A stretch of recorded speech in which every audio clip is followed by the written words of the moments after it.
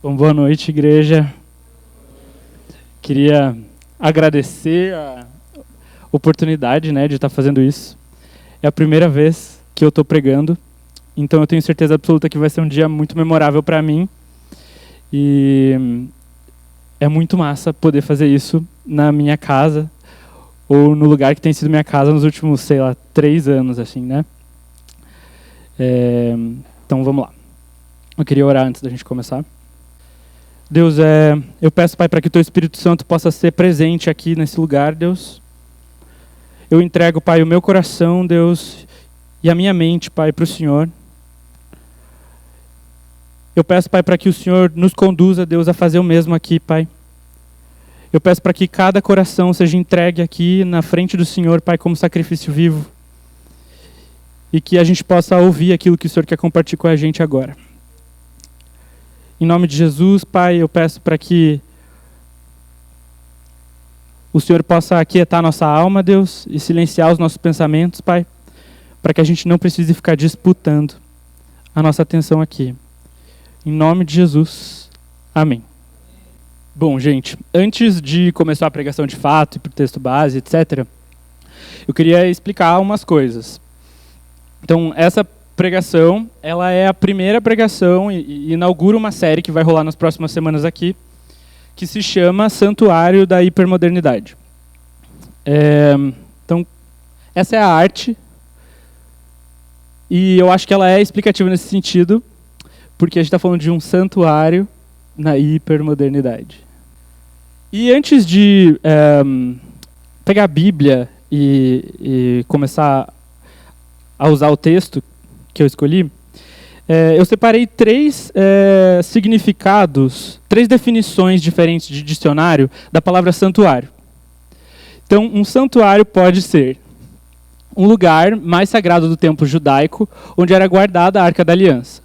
Local recôndito ou vedado ao público para guardar e conservar objetos dignos de veneração.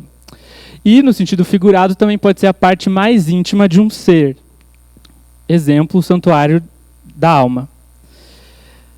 E esse campo semântico, esse campo de sentidos, assim, é o mesmo que Paulo usa em 1 Coríntios 3,16. Vocês não precisam abrir lá, mas quando ele diz, vocês não sabem que são santuário de Deus e que o Espírito de Deus habita em vocês?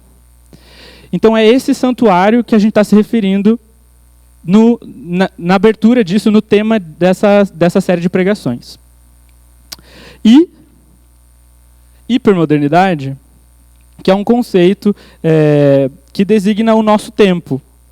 E ele foi enunciado por um filósofo francês que chama Gilles Lipovetsky. Ele é um termo relativamente novo, porque ele foi escrito primeiro num livro que chama Tempos Hipermodernos, que é de 2004. E mais para frente a gente vai entender por que a gente escolheu esse termo para se referir ao nosso tempo.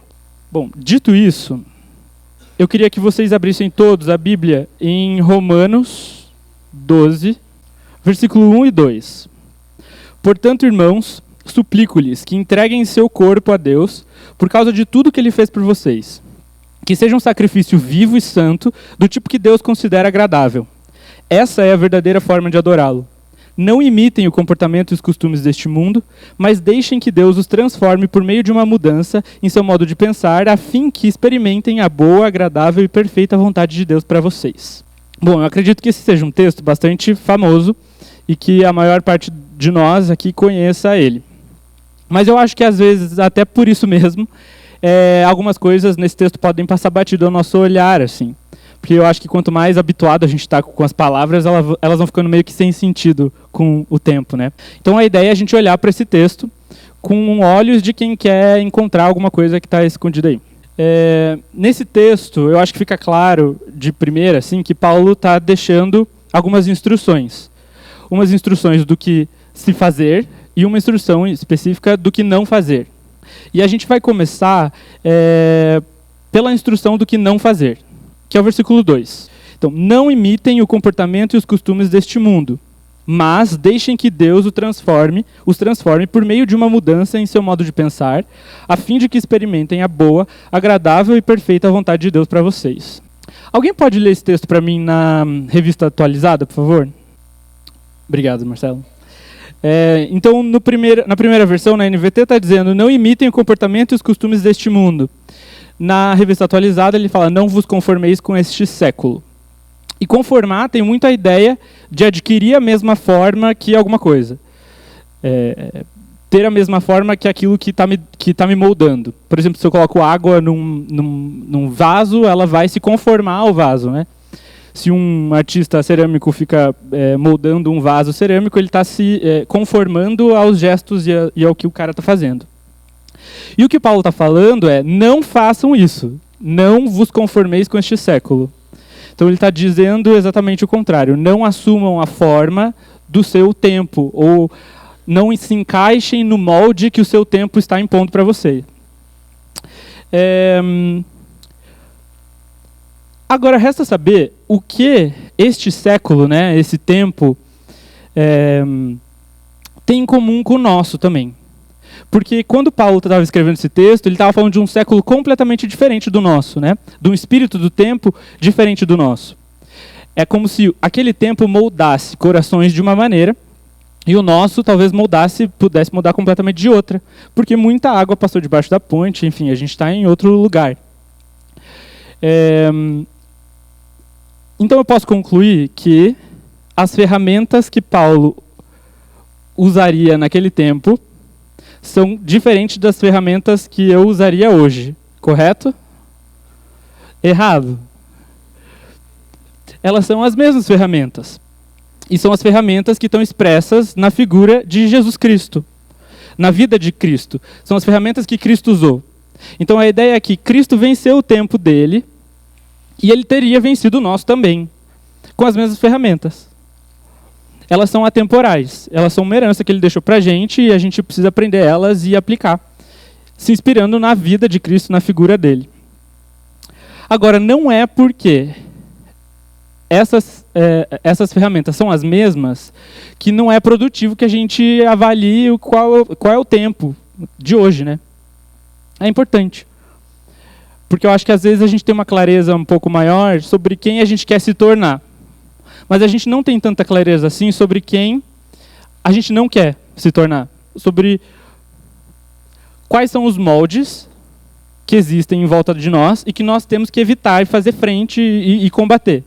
Se a gente não sabe quais são esses moldes e não sabe quais são essas pressões externas a nós, é como se a gente estivesse lutando com um inimigo que não tem cara, né? Então é importante a gente olhar para tempo. E é isso que a gente vai fazer agora. Eu sempre faço isso com esse negócio. Eu viro para cá ainda, pior ainda, né? Bom, e o nosso tempo, este século, ele pode ter vários nomes diferentes, dependendo do autor que vai falar sobre ele. Então a gente pode chamar a contemporaneidade, que é o tempo que a gente vive hoje, de pós-modernidade, de modernidade tardia, de modernidade líquida, de hipermodernidade, e eu acho que mais um monte que eu não conheço. Eu só coloquei os que conhecia. Acontece que cada nome desses vai dar uma diretriz de quais lentes o autor usou para avaliar o nosso tempo. Então, por exemplo, pós-modernidade traz a ideia de ruptura. Então, pós-modernidade é o tempo que rompeu com a modernidade. Então, os elementos da modernidade ficaram para lá e agora a gente é pós-moderno.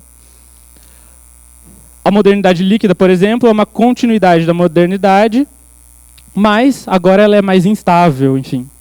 Essa acho que é famosa, né, pelo Bauman e tal.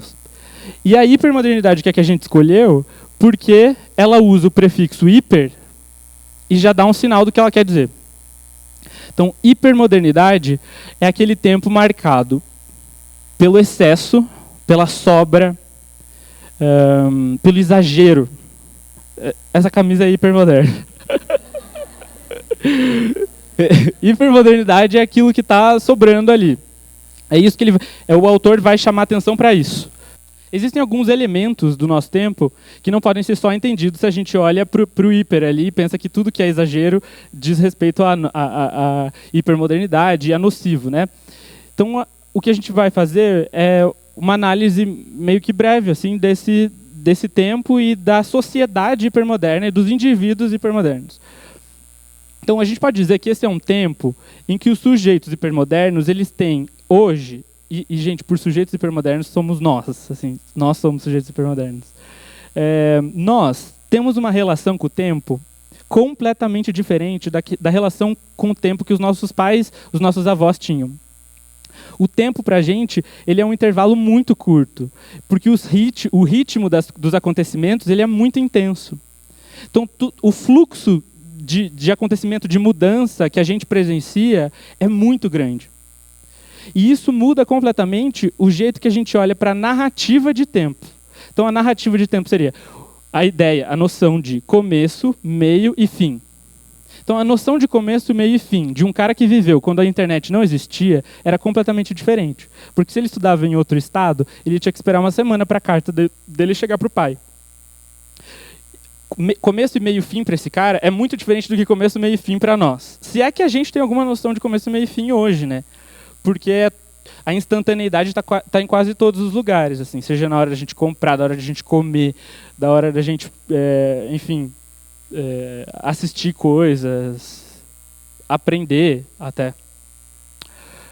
Isso faz com que os processos para a gente sejam mais dolorosos. Então, tudo que requer tempo ou que é gradual passa a ser dolorido, porque a gente não sabe esperar. Então, todos os nossos processos são muito cheios de ansiedade. Então, tudo que é gradual dói mais. Primeira coisa. A segunda coisa, o excesso de informação que existe no nosso tempo. A gente é bombardeado por informações o tempo inteiro.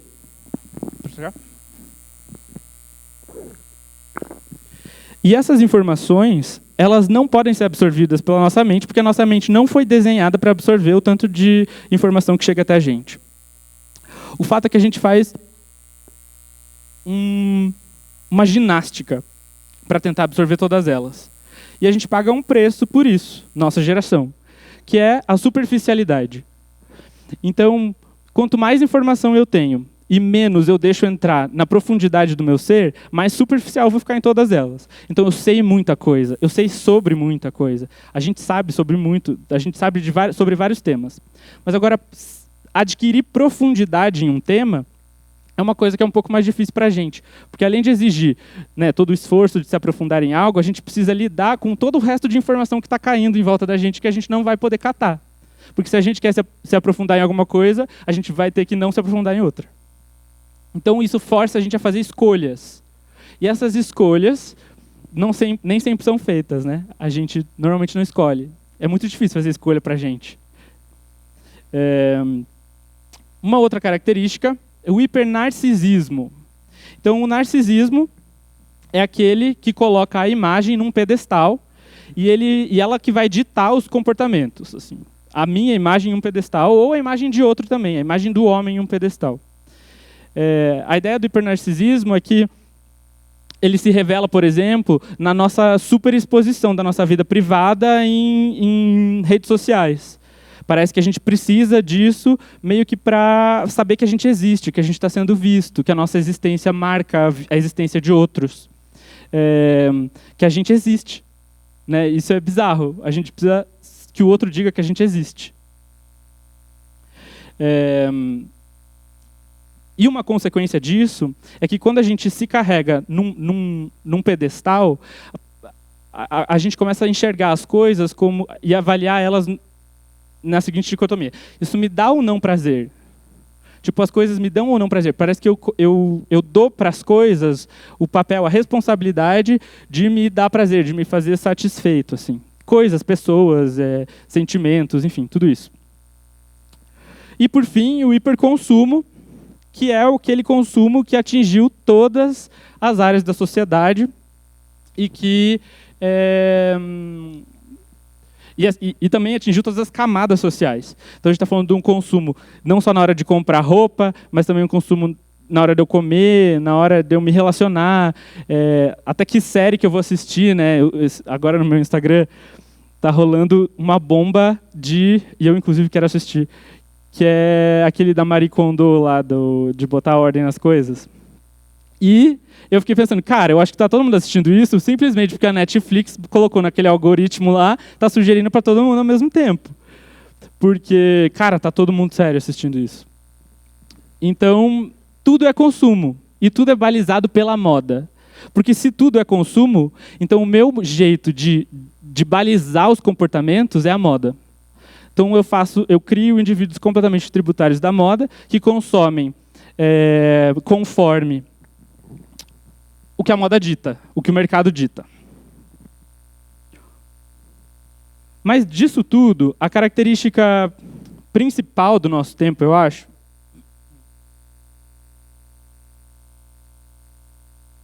que é a diferença também entre a modernidade, é que nós, eu, você, nós fomos liberados para buscar o nosso prazer aonde a gente quiser.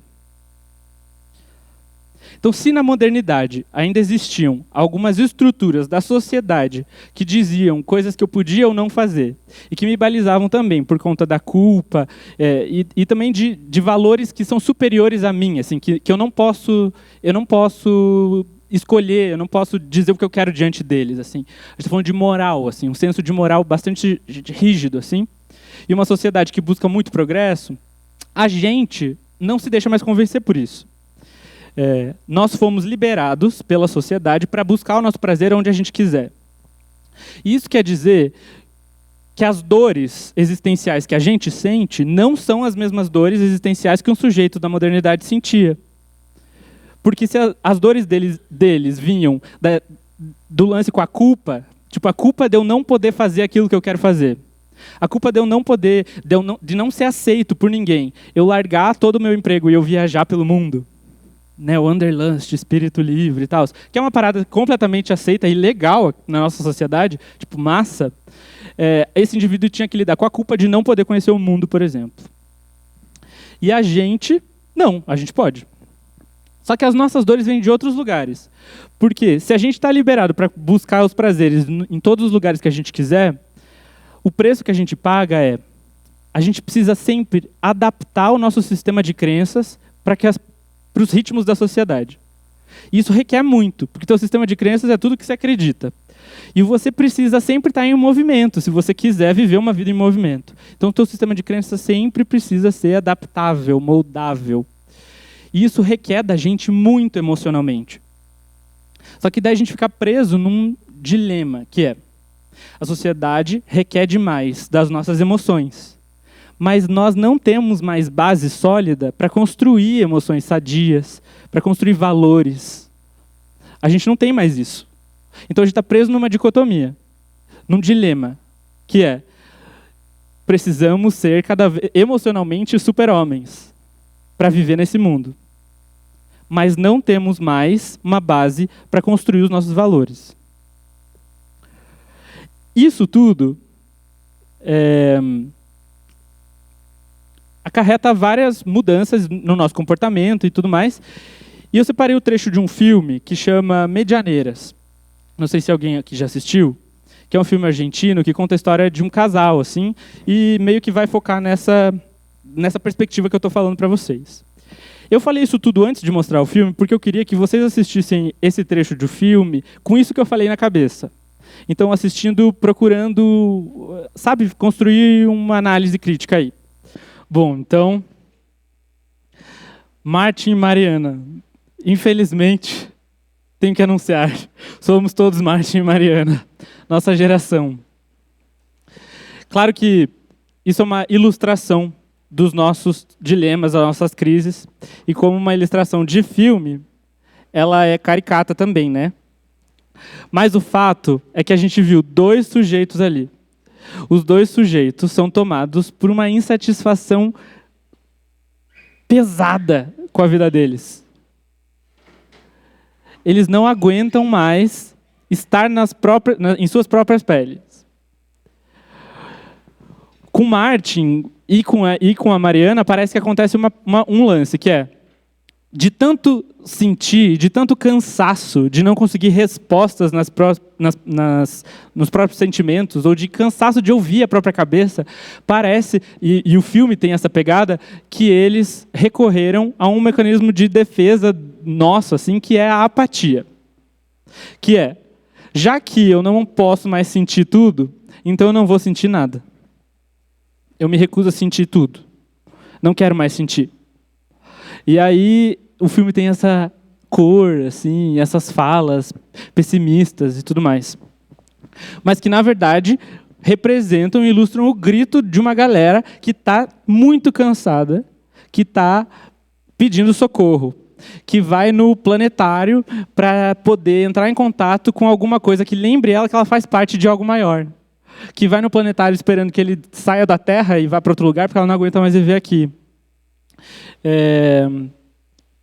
E o outro cara que recorre ao videogame, a uma realidade virtual, né, que não é uma realidade, a virtualidade, para viver, porque não cabe mais, porque ele não consegue mais encarar a realidade. Bom, o fato é que a gente pode olhar para essa geração e marcar. Você pode passar um para mim, Chica? Isso. Algumas características dela. Então a gente está falando de uma galera que está cansada. Nós estamos cansados. Cansados de viver na confusão da nossa própria mente, que é cheia de contradições, medos e cobranças, que são cobranças externas, às vezes, mas muitas vezes elas são cobranças internas, e talvez elas sejam mais cruéis ainda. E a gente não sabe descansar. Por quê? Porque quando a gente para descansar, parece que a gente é tomado por um sentimento e a gente começa a perceber tudo aquilo que a gente não fez e tudo aquilo que a gente não é capaz de fazer. Quando a gente para de fazer, parece que a gente percebe o que a gente não vai conseguir dar conta. E isso quase que dá para a gente um ímpeto assim, de se punir. Sabe? Me punir porque eu não sou capaz. Me punir porque eu estou cansado. E eu não posso estar cansado sendo que eu não construí nada na minha vida. Então essas vozes, elas coexistem dentro da cabeça do indivíduo hipermoderno e acabam agravando o problema. Então é uma geração que está desesperada para ouvir, para ser ouvida, aliás. Então nós queremos falar. Por quê? Porque talvez de algum jeito a gente saiba que esse é o jeito mais fácil da gente diminuir a pressão que os sentimentos fazem dentro da gente. Então a gente quer falar. A gente quer ser ouvido. Então tem gente que vai para o Instagram para falar, tem gente que vai para o YouTube, tem gente que não vai para lugar nenhum, mas não para de falar. Tem gente que não consegue falar, mas que no fundo o que mais quer é ser ouvido. E aí vai descobrir outros jeitos de se expressar e talvez não são os jeitos mais saudáveis possíveis. Então, por não conseguir falar, eu vou procurar me expressar em outros lugares ou aliviar minha carga em outros lugares. Também é uma geração que está clamando por algo que ordene os nossos pensamentos. Então, a gente não aguenta mais viver dentro de uma mente barulhenta. Então, os pensamentos, eles não param de se impor. Eles se impõem. Não tem mais hora. Os pensamentos vêm a hora que eles querem. E a hora que eles vêm, a única coisa que você tem que fazer é se entregar. Porque eles te lembram que você não é capaz de controlar seus pensamentos. E eu acho que para um sujeito, para a gente chegar nessa conclusão, a gente precisa estar muito acreditando que não tem nada que a gente possa fazer. Eu não posso controlar os meus pensamentos, eu não controlo os meus atos, eles que me governam. Isso é um sintoma muito grande, muito evidente de cansaço, assim, de impotência. Parece que a gente assume uma forma passiva, completamente passiva.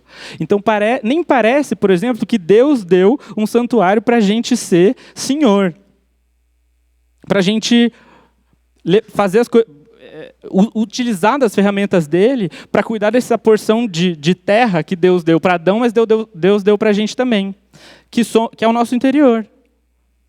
Então nem parece que a gente tem autonomia dentro de nós. A gente só diz, é isso. É um fatalismo. Que é o fatalismo do Martin, que é o fatalismo da Mariana. E ainda, não tem essa, a gente ainda tem uma ideia brilhante para esvaziar nossa mente. A gente tem recursos brilhantes. A gente é uma sumidade para fazer isso, inclusive. Exemplo. Antes de deitar, quando a gente está com a cabeça cheia, o que a gente faz? A gente pega o Instagram, aí a gente bota o Instagram assim numa posição que a gente não precisa mexer tanto na mão, e aperta a bolinha do story e deixa aquele treco rolar. Rola, você vê story de todo mundo, de gente que você não vê há anos, você vê story de todo mundo. E aquilo vai te esvaziando, assim, mas ilusoriamente te esvaziando, né? Porque na verdade você está tentando descansar, esvaziar a tua mente e enchendo a tua mente de coisas que talvez gritem menos do que aquilo que estava antes, mas o fato é que tem coisas ali entrando de volta e te lembrando de coisas. Ou a gente tem uma ideia mais brilhante ainda, que é de descansar botando uma série no Netflix e fazendo maratona do dia inteiro. Então, o dia inteiro eu vou ficar aqui nessa série, vou descansar a minha mente, eu vou assistir ela inteira, ó, de cabo a rabo. Mas tem coisa entrando, não tem? Tipo, se tua mente está cansada de ter coisas dentro dela e você descansa colocando coisas dentro dela, me parece uma contradição.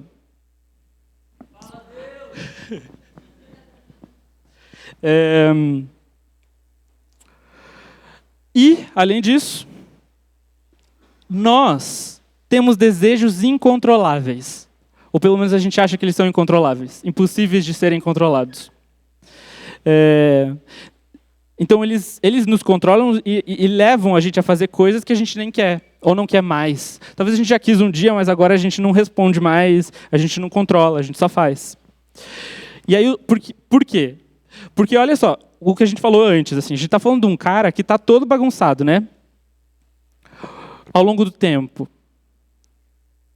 E aí os instintos dele vão achar jeitos de trazer alívios, através de desejos. E você vai obedecer os desejos, porque você já está cansado demais para fazer frente com ele, você se sente pequeno demais, e você vai obedecer os desejos. E só que aí os desejos vão te levar para uns lugares de maior cansaço, e onde o cerco é mais fechado ainda. Os desejos vão levar você para lugares que você vai ter mais problema para resolver depois. Então você está num looping que não tem fim. A gente está descrevendo a realidade de pessoas em looping, que é, eu não quero estar assim. Porque a gente não está falando de um sujeito que quer viver desse jeito. A gente está falando de um cara que vive assim, mas que não quer. Que não aguenta mais. Que tem um discurso triste. Ele tá muito triste com a situação dele. Mas ele está no looping. Ele está girando, girando. E aí, acaba que, porque a gente está tão cansado, ao invés da gente tentar se posicionar, se reposicionar, então ao invés de eu ficar assim para os meus desejos e me reposicionar, usar a energia que eu tenho para me reposicionar, eu uso a energia que eu tenho para tentar me convencer que talvez essas coisas não são tão ruins. Porque eu acho, às vezes eu nutro lá no fundo do meu coração uma ideia romântica de que talvez isso só me faça mal pela culpa que me gera. Então eu tento me convencer de que está tudo bem. Então a gente está falando de gente que vai comer qualquer coisa, comprar qualquer coisa, dormir em qualquer cama, se apaixonar por qualquer um, obedecer qualquer mandamento, qualquer voz, assistir qualquer coisa. Por quê? Porque me parece que é a única coisa que eu posso. É a única coisa que me sobra. É a minha única possibilidade. Eu não tenho força para decidir não fazer isso. Bom. Agora. Parece que, depois de tanto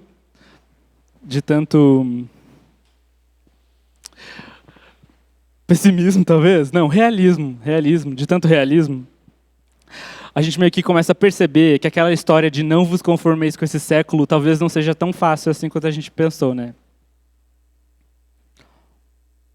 Talvez não seja tão trivial.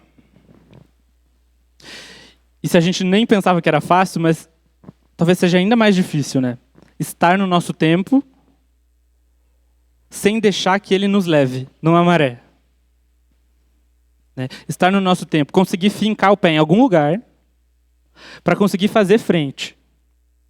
Para conseguir assumir uma outra postura que não a de deixa a vida me levar, a vida leva eu.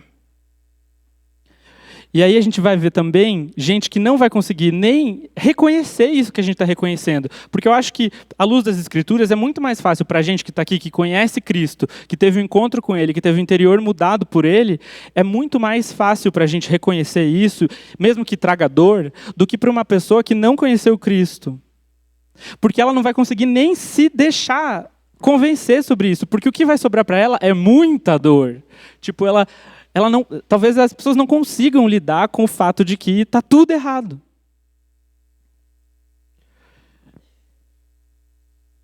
Agora, existe alternativa para a gente, né? Amém. Existe. Existe porque a gente tem na Bíblia pessoas que foram e fizeram resistência ao tempo delas. Nós temos um rei que venceu o tempo dele, que venceu o espírito do tempo dele, que triunfou. Então existe alternativa para a gente. Essa é a boa notícia da noite. Que existe, nós temos como fazer frente a isso. Agora, vai ser fácil? Acho que não. Não é para ser. Porque a gente está falando, fazer frente ao nosso tempo, em outras palavras, é ser santo. A gente está falando do processo de santificação também, né? É isso que vai fazer com que a gente não ceda e não seja uma consequência da vontade do mundo, assim. A gente está falando de santificação. Nossa velha é conhecida, né? A gente sabe, a gente fala dela. Existe resposta para nós.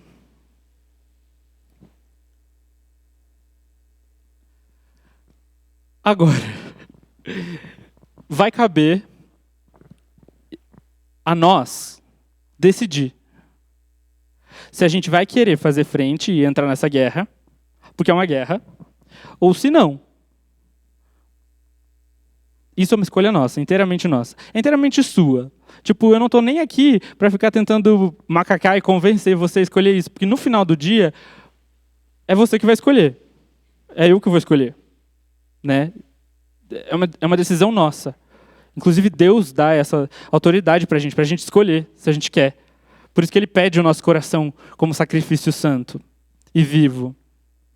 Porque se Ele não estiver ali, Ele não tem o que fazer. Agora, a primeira coisa que a gente precisa ter em mente é parar de nutrir a ideia de que a gente vai sair desse ciclo quando Deus quiser. Ou por acaso, sem querer. Eu caí fora, fui cuspido. Nossa, o mundo me cuspiu para fora dele. Eu não estou mais no ciclo. O ciclo não me quer mais nele. Ele me cuspiu para fora. Não vai acontecer. Não vai acontecer. Para eu sair disso, eu preciso de uma coisa, que é uma intenção. Eu preciso ser intencional. Eu preciso querer, primeiro de tudo. Eu preciso colocar a mão, assim. Tem uma imagem que eu gosto e que mostra isso, que é tipo um dominó e uma pessoa colocando a mão no dominó. Que é exatamente o que representa essa intenção para mim. É romper um ciclo. Tipo, botar a tua mão ali e falar assim, não vai mais cair. Não vai mais ser assim. Segundo, só que, para tomar essa decisão, não é simplesmente... A gente sabe disso, né, gente? Eu acho que seria um romantismo da nossa parte achar que a gente pode decidir mudar a nossa vida só porque a gente quer. Agora, tem momentos em que a gente tem força para fazer isso. Tem momentos em que a gente tem aonde segurar. Para falar assim, chega agora, é agora, chega. E a gente precisa aproveitar esses momentos. Porque se a gente não aproveita esses momentos, a gente entra num limbo e a gente espera o próximo mato que aparecer, a próxima terrinha para eu segurar, o próximo alimento que eu receber, a próxima palavra que entrar no meu coração, para conseguir decidir. Então, se tem uma coisa que a gente precisa fazer, intenção, a gente precisa decidir. Qualquer dia, qualquer hora, cara, quando você puder, decida. Quando você tiver a oportunidade, decida já. Eu realmente acredito que Deus quer abrir o nosso coração para a gente despertar para uma decisão hoje. E aproveita ela hoje. Porque assim, vou te falar, você vai chegar na tua casa e vai esperar para amanhã, assim, ou para a próxima semana, para o próximo mês, e cara, a tua casa vai estar igualzinha, assim, tipo, você vai ter tudo lá, mesmo teu celular, as pessoas que você conhece, tá tudo igual. Agora, o lugar aonde você está recebendo algo, uma energia, para romper, é aqui. Então a gente precisa aproveitar isso. Outra coisa, que eu diria que seria um... eu não coloquei isso. Um passo 2, assim. Expectativas realistas. Eu acho que a última coisa que a gente precisa para se reposicionar é de frustração.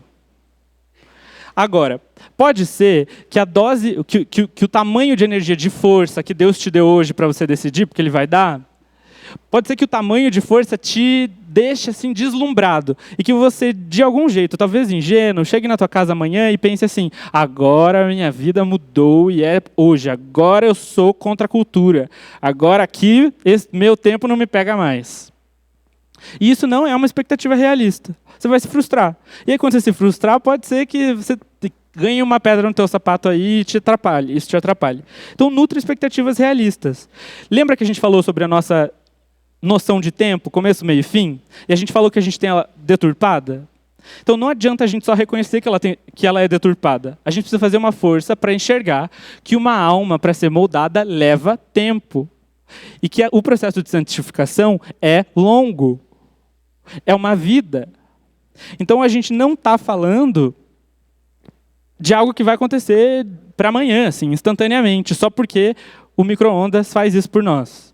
Tipo, não é assim. E a terceira coisa é fé na palavra de Deus. E para isso eu queria que você voltasse para o texto que a gente leu, Romanos 12. Portanto, irmãos, suplico-lhes que entreguem seu corpo a Deus, por causa de tudo que Ele fez por vocês.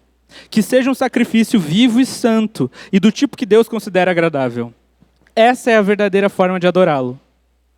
Não imitem o comportamento e os costumes deste mundo, mas deixem que Deus os transforme por meio de uma mudança em seu modo de pensar, a fim de que experimentem a boa, agradável e perfeita vontade de Deus para vocês. O apóstolo Paulo começa esse texto dizendo a primeira coisa que a gente precisa fazer para que a gente possa aceitar esse convite de Deus para ser santuário dele e fazer resistência ao nosso tempo. Entregar o nosso coração para Ele. Inteiro como sacrifício vivo. Inteiro como sacrifício vivo. Entregar o coração inteiro para Deus significa muita coisa. Tipo, ele está falando de muito, porque tem muita coisa no nosso coração. Às vezes a gente só quer vencer o mundo porque a gente nutre um desejo de performance.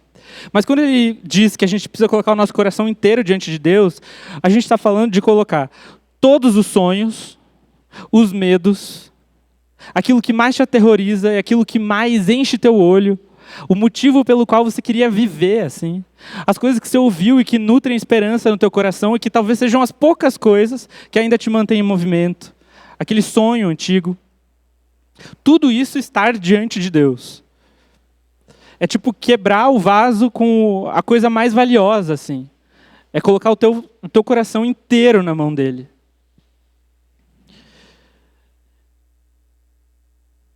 E ele diz, em sacrifício vivo e santo, do tipo que Deus considera agradável. Paulo usa a palavra vivo, assim, sacrifício vivo, né? Ele podia usar ele podia usar muitas, na verdade.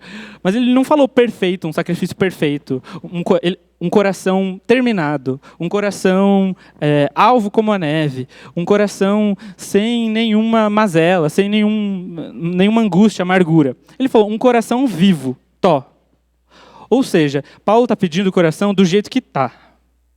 Deus quer o coração do jeito que está. Exatamente como ele está agora. E aí, no versículo 2, ele diz, não imitem o comportamento e os costumes deste mundo. Ou seja, uma vez que você já fez esse sacrifício, eu tenho uma coisa para dizer para vocês. Porque é quase como se ele estivesse dizendo assim, ó, eu só posso pedir isso para alguém que deixou o coração ali. Então, uma vez que você deu o seu coração como sacrifício santo, não imitem o comportamento e os costumes deste mundo. Porque, gente, esse pedido é um pedido impossível para alguém que não entregou o coração como sacrifício santo. Não é possível. Não é... Seria colocar uma pessoa correndo atrás de uma maratona que não tem fim. Não dá. O único jeito de não se amoldar a isso é deixando o coração nesse lugar. E por fim, ele diz: a fim de que experimentem a boa, agradável e perfeita vontade de Deus para vocês. Então, se a gente acha que não se amoldar ao mundo, entregar o coração como sacrifício santo para Deus, é uma coisa que só as pessoas que querem viver uma vida de milagres, uma vida experimentando os dons do Espírito Santo, que é só essas pessoas que têm que fazer isso, é mentira.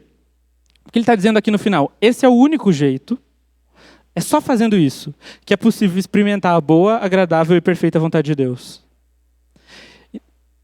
O único jeito que você vai poder desfrutar da boa, perfeita e agradável vontade de Deus é se você fizer as coisas que Paulo falou antes.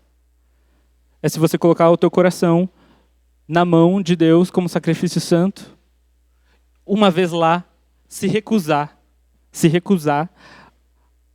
a ser moldado pelo mundo. E o último passo seria um plano tático. Porque, na teoria, isso é forte. Meu Deus! Mas parece que não é possível, assim, não diz tanta coisa assim, porque na prática eu preciso transformar isso que eu disse em ações, em ferramentas que possam proteger essa verdade, inclusive dentro do meu coração. E é aí que entra essa ideia do santuário da hipermodernidade. Porque existe um jeito da gente edificar esse santuário dentro de nós. E esse jeito é exercitando as disciplinas espirituais. Então a gente está falando, para a galera que está cansada, eu vou falar o problema e a solução é a disciplina espiritual, tá? Para a galera que está cansada, descanso. Para a galera que anseia ser ouvida, oração. Para a galera que sonha com uma mente saudável, meditação e silêncio. Para a galera que anseia controlar os próprios desejos, jejum. São ferramentas práticas que sozinhas não vão resolver o problema de ninguém. Mas são ferramentas que uma pessoa que entregou o coração como sacrifício santo para Deus pode usar. Porque eu acredito que uma pessoa que não entregou o coração como sacrifício santo para Deus, se usar essas ferramentas, vai se machucar. Ou não vai conseguir. Mais que machucar. Não vai conseguir. Porque existe descanso em outro lugar que não seja estando nesse lugar que Deus quer que a gente esteja.